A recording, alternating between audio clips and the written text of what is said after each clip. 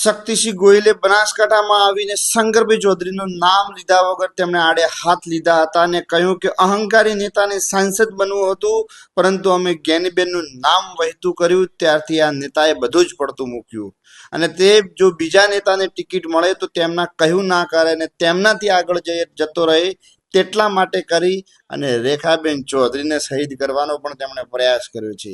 તેમણે કહ્યું કે જો ગલબાબાનું ઋણ જ ઉતારવું હોય તો બનાસ ડેરીના ચેરમેન બનાવી દો અને કેટલાક આક્ષેપો પણ એમણે કર્યા અને એવું પણ છેલ્લે કહ્યું કે બનાસની બેન એટલે જ્ઞાની બેન તે જ સાંસદ બનવાને લાયક છે. વધુમાં શું કહ્યું શક્તિસિંહ ગોહિલે સાંભળી આ વિડીયોમાં. એક નેતાનો અહંકાર, પહેલા તો એ બનાસકાંઠાના અહંકારી નેતાને હતું કે હું જ સંસદ સભ્ય થઈ જાઉં. એને ચૂંટણી લડવી હતી હો, પણ ગેનીબેન નું નામ અમે વહેતું મૂક્યું ને એટલે વહેતા પડી ગયા. પછી એને એમ થયું કે ભાજપમાં બીજો કોઈ મોટો નેતા લડવા જાય ને એને ટિકિટ ભાજપની મળે તો મારા કરતા એ મોટો થાય તો એને ટિકિટ નહીં. મારું કીધું કરે કે ના કરે, આ બેન ને ટિકિટ આપું, જીતવાનું તો નથી પણ શહીદ તો કરું.